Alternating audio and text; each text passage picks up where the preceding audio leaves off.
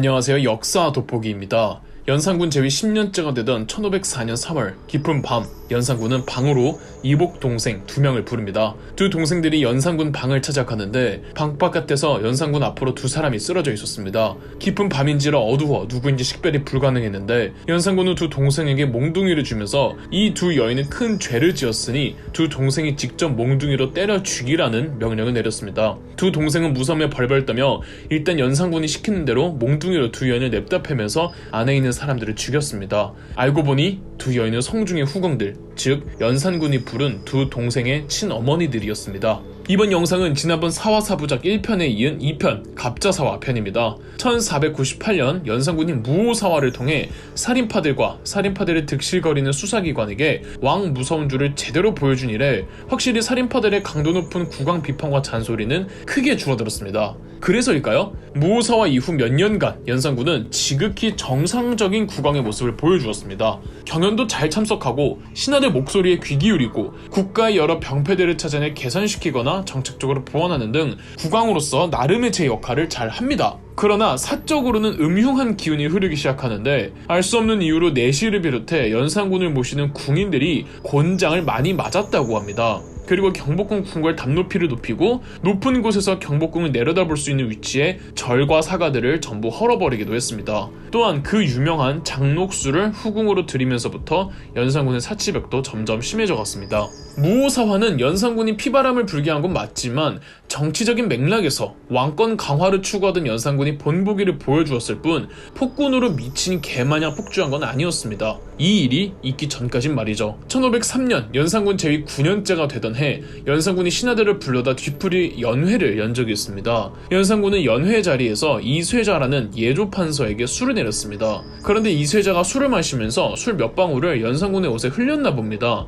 술자리에선 연산군이 모르는 척 넘어간 듯 했으나 며칠 뒤 어떻게 왕이 준 술잔을 왕 옷에다가 흘릴 수가 있냐며 예조판서 이쇠자를 유배보내버렸습니다. 몇 개월 후 풀어주긴 했는데 이듬해 1504년 이번에도 정말 별것도 아닌 이유로 이쇠자와 그의 아들들까지 곤장을 치고 유배보냈습니다. 이쯤 되면 연산군이 의도적으로 이쇠자를 싫어하는 느낌인데 이쇠자와 그 아들들까지 곤장을 치고 유배보낸 그날 연산군은 자기 방으로 아버지 성종의 후궁이었던 엄씨와 정씨를 불러 미친듯 구타를 했고 엄씨와 정씨의 친아들들을 불러다가 연산군은 이복 동생들을 속이고 자기 손으로 자기 친엄마를 구타해서 죽이게 했습니다. 그리고 연산군은 성종의 엄마이자 연산군의 할머니인 인수대비를 찾아가 울면서 소리를 질렀답니다. 제 어머니에게 대체 왜 그러셨습니까? 라고요. 가뜩이나 건강하지 못했던 인수대비는 이 날의 충격 때문에 다음날 바로 졸두 후 사망해버렸는데 이쇠자, 정씨와 엄씨 그리고 인수대비 대체 과거에 무슨 일이 있었던 걸까요? 연산군이 말한 어머니 일은 대체 무엇일까요?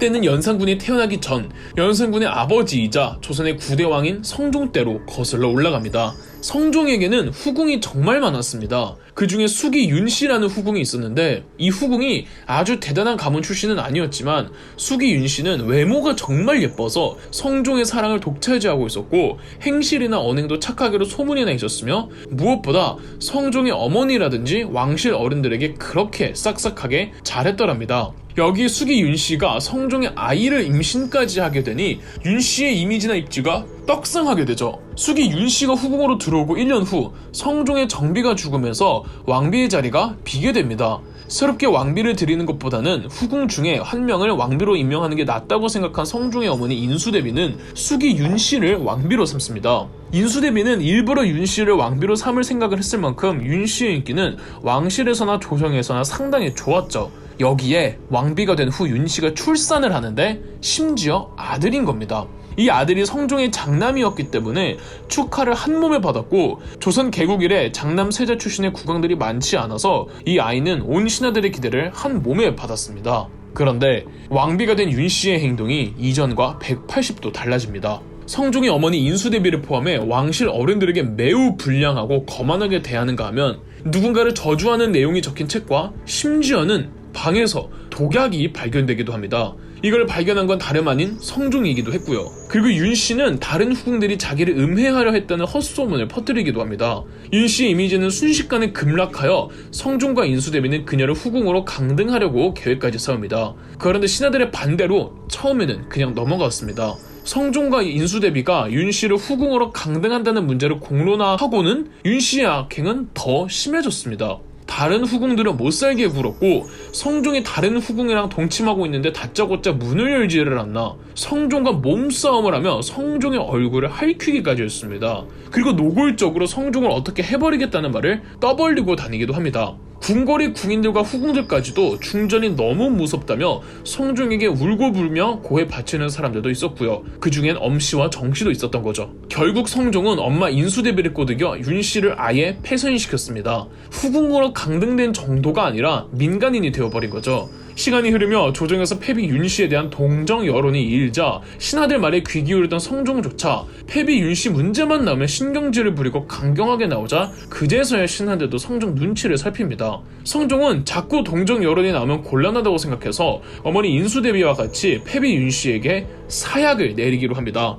그렇게 패비 윤씨가 사약을 먹고 죽는데 이때 사약을 건네주러 갔던 사람이 이쇠자였고 몇 년 후 패비 윤씨가 낳은 아들이 연산군으로 즉위하게 되죠. 패비 윤씨 사건이 있었을 때 연산군은 너무 어렸기에 성종은 패비 윤씨에 대해서 어느 누구도 연산군에게 언급을 하지 못하도록 했습니다. 신하들도 연산군이 어머니 죽음의 진실을 알아봤자 좋지 않다는 것을 알고 있었기 때문에 쉬쉬했습니다. 연산군이 동생들을 불러다 지들 어머니와 사이가 좋지 않던 후궁들을 때려 죽이게 하고 자기 어머니에게 사약을 주었던 이쇠자에게 벌을 주고 할머니를 찾아가 울며 항의하기 전까지는 모두가 연산군이 패비 윤씨의 진실을 모르고 있다고 생각했습니다. 그러나 연산군은 전부 알고 있었던 겁니다. 연산군을 다룬 숱하게 많은 사극에서 갑자사화를 다룰 때 어머니의 죽음을 우연히 알게 된 연산군이 화를 주체하지 못하고 충동에 가까운 대학살을 벌였다고 다뤄지지만 여타 여러가지 상황을 따져보면은 연산군의 피피복수는 오래전부터 계획하고 있었던 듯합니다. 연산군은 즉위 초부터 꾸준히 알게 모르게 패비 윤씨를 연상하게 하는 발언을 해왔으며 어머니의 무덤과 사당을 더 철저하게 관리하고 그 집안을 다시 복권시켜 주었으며 신하들에게 어머니의 죽음에 있어서 무엇이 정의로웠는지를 물어보는가 하면 연산군이 자기 아빠 후궁들을 아들들 시켜서 때려 죽이는 그 며칠 전에는 임사홍이 연산군을 찾아가 본인은 패비 윤씨가 사약을 받던 시절에 혼자서 반대했던 사람이라며 어필을 했던 기록도 있는 등 여러가지 징후들이 있었습니다. 인수대비 사망 후 상중임에도 연산군이 이쇠자에게 자기 어머니에게 그랬던 것처럼 똑같이 사약을 내리고 자기 아버지 성종이 어머니에게 사약을 내릴 때 동조했었던 신하들 명단을 만들라는 지시를 내리기도 했습니다. 성종이 패비 윤씨에게 사약을 내릴 때 호응했던 신하들은 당연히 똥줄이 탔겠죠. 살아있는 사람들은 유배를 가게 되거나 곤장을 맞거나 심하면 자살 명령을 받던지 능지처참을 당했습니다. 당시에 호응했던 신하들 중 이미 죽은 사람들 예컨대 정창손, 심회, 한명회, 정인지 4명은 시체를 끄집어다가 목을 한 번 더 베는 부관참시 명령이 내려졌습니다. 왜 영화 관상을 보면 송강호가 영화 마지막에 한명회에게 자네 목이 잘릴 상이라고 하죠. 한명회는 죽고 나서 목이 잘리는 겁니다. 연산군의 행보가 다소 과하다고 생각한 조선의 최고위직 정승들 한치형, 이급균, 성준 등이 나서서 연산군을 말리자 연산군은 세색에 전부 자결 명령을 내린 후 시체의 팔다리를 자르는 부관 능지 명령을 내렸습니다. 이때 이급균은 죽기 전까지 자기는 잘못한 것이 없다고 우기자 연산군은 이급균의 8촌인의 친척들을 전부 북방의 험한 곳으로 강제 이주시켰고 성준의 경우 어머니 패비 윤씨의 죽음과도 관련이 있다는 사실을 알게 된 연산군은 그 늙은 정치인을 땅바닥에 질질 끌어다가 목을 벤 후 시체를 다시 5등분으로 찢은 뒤 나중에는 해골을 빻아 뿌려버리기도 했습니다. 그의 아들들과 사위들까지 전부 유배 보낸 후 처형시켰고 성준의 집은 연못으로 만들어버렸습니다. 여기까지 눈치채신 분들이 있을지 모르겠는데 이 사람들 전부 훈구파입니다. 패비 윤씨의 죽음에 동조했던 사람들 대부분이 세조 때의 권신들 훈구파들이었죠.